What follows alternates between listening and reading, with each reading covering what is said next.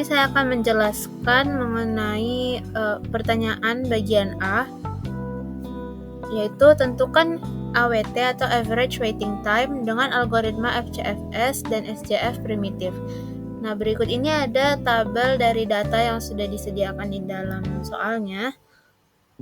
Di sini kita memiliki 5 buah proses, yaitu A, B, C, D, dan E, beserta dengan waktu kedatangan dan lama proses masing-masing. Kita langsung ke algoritma FCFS, di mana algoritma ini adalah algoritma first come first serve atau pertama datang pertama dilayani.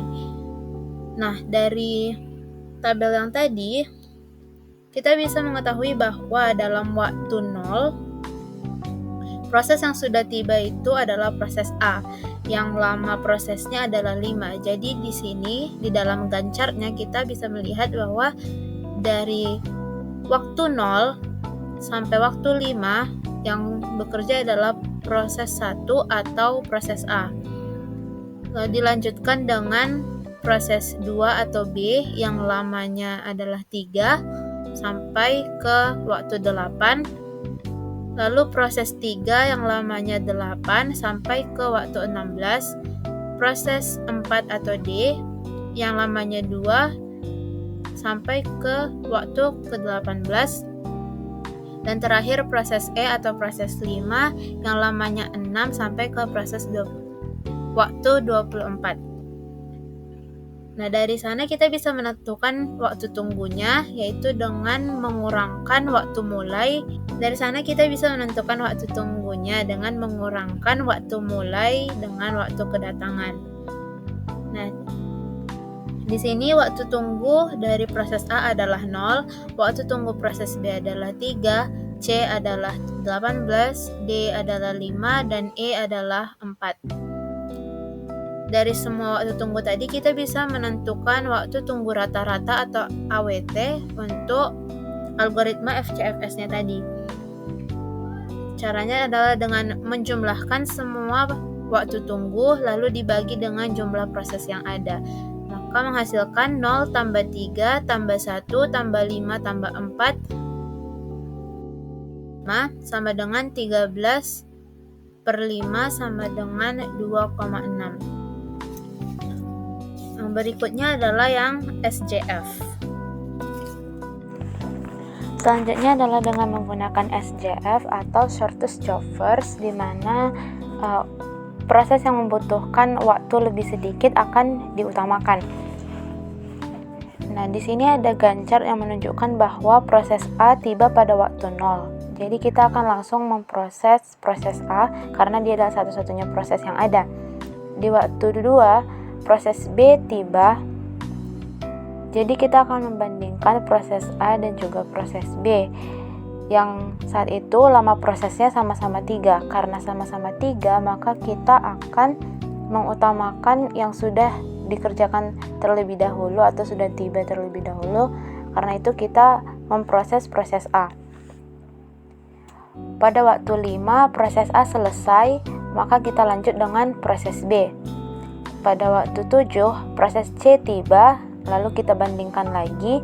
Saat itu B lama prosesnya tinggal 1 dan C saat itu lama prosesnya adalah 8, maka kita melanjutkan yang B. Pada waktu 8, proses B pun selesai, lalu kita lanjut dengan proses C karena dia adalah satu-satunya proses yang tersisa. Di waktu 11, proses D tiba, lama prosesnya adalah 2. Kita bandingkan dengan C yang saat itu masih tersisa 5 proses lagi. Jadi kita akan mengutamakan untuk mengerjakan proses D. Pada waktu 13, proses D selesai, lalu kita akan lanjutkan dengan proses C yang lamanya 5 tadi. Pada waktu 14, proses E tiba, lamanya adalah 6. Kita bandingkan dengan C yang saat itu tersisa 4. Jadi kita lanjutkan yang C. Pada waktu 18, proses C selesai, lalu kita lanjutkan dengan proses E yang lama prosesnya 6. Jadi dari waktu 18 sampai waktu 24 kita memproses proses E sampai selesai. Dari sana bisa kita lihat untuk menentukan waiting time-nya itu kita menggunakan rumus waktu selesai dikurang dengan waktu tiba dikurang dengan lama proses. Jadi untuk A itu adalah 5 dikurang 0 dikurang 5 sama dengan 0. Untuk B, 8 kurang 2 kurang 3 sama dengan 3. C, 18 kurang 7 kurang 8 sama dengan 3. D, 13 kurang 11 kurang 2. E, 24 kurang 14 kurang 6 sama dengan 4. Lalu untuk menentukan AWT-nya, sama seperti yang tadi, kita akan menjumlahkan semua waiting time-nya atau waktu tunggunya, lalu kita bagikan dengan jumlah proses yang ada. Karena itu AWT sama dengan 0 tambah 3 tambah 3 tambah 0 tambah 4 per 5 sama dengan 10 per 5 sama dengan 2. Jadi AWT dari proses SJF adalah 2. Sekian saja yang dapat saya sampaikan. Untuk materi berikutnya akan disampaikan oleh teman saya. Sebelumnya saya ucapkan terima kasih kepada rekan saya yang sudah menjelaskan nomor 1, yaitu Fahra Febiana Putri. Di sini saya Adam Syafrana Walidin akan menjelaskan jawaban dari soal nomor 2, yang mana kita diberi quantum time sebesar 5 dengan menggunakan algoritma round robin, mencari AWT dan turnaround jika terdapat proses sebagai berikut ya, yang ada di sini. Nah, prosesnya ada 5, A, B, C, D, E, dengan masing-masing A itu waktu tibanya itu ada 0, itu waktu pertama kali ya.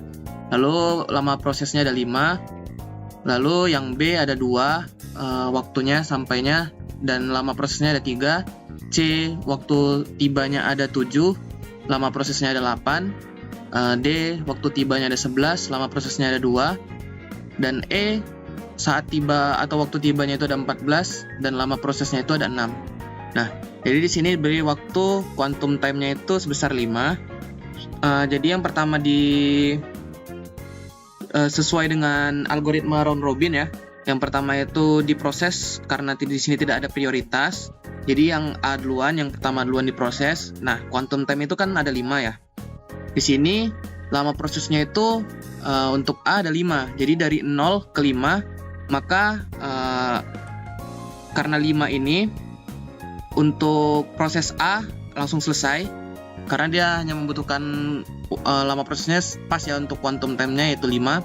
Lalu untuk B itu karena dia perlu hanya 3, jadi dari 5 akhir tadi proses A ditambah 3 untuk lama prosesnya B, maka quantum time tidak berkurang sama sekali, maksudnya hanya berkurang 3, tersisa 2, dan total waktunya itu ada 8. Nah, karena proses B sudah selesai, kita lanjut ke proses C, yaitu memiliki lama prosesnya itu 8.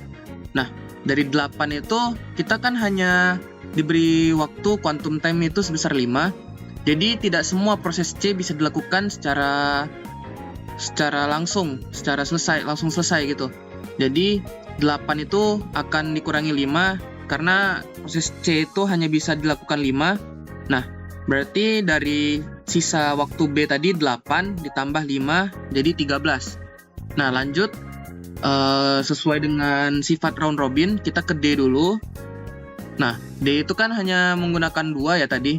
Di sini ada 2 lama prosesnya. Jadi dia seperti B, prosesnya itu langsung selesai karena quantum time 5 masih berlebih 3. Nah, di sini ditambahkan 2D, berarti 13 ditambah 2 menjadi 15. Nah, untuk proses yang C, tadi masih bersisa ya. Tadi masih bersisa 3, masih ada sisa 3 dari proses C. Jadi balik lagi ke proses C, diselesaikan ulang, kembali ke proses C, menghabiskan sisa dari proses C, yaitu 3. Nah, jadi 15 ditambah 3, 18 nih.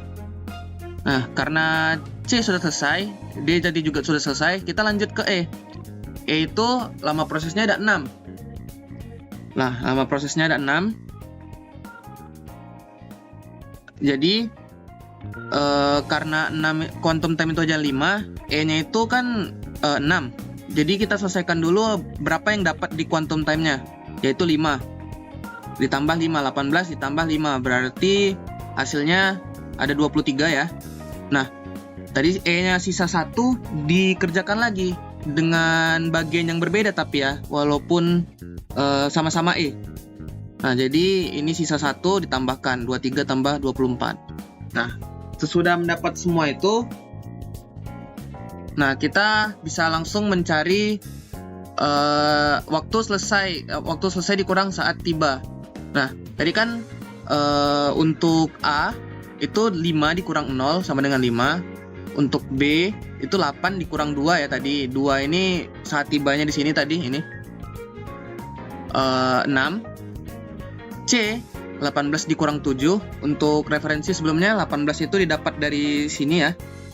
13 dan juga 8 untuk proses akhir dari C-nya untuk sampai selesai, bukan dari setengah dari C-nya tadi, bukan. Tapi dari sampai selesainya C itu 18 dikurang saat tibanya itu C 7 sama dengan 11. Nah, D 15 dikurang 11 sama dengan 4. E 24 dikurang 14 sama dengan 10.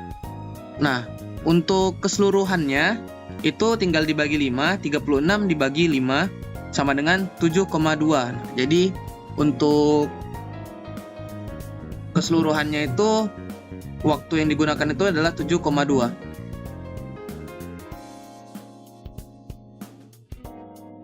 Sekian dari kelompok 10 ya. Assalamualaikum warahmatullahi wabarakatuh.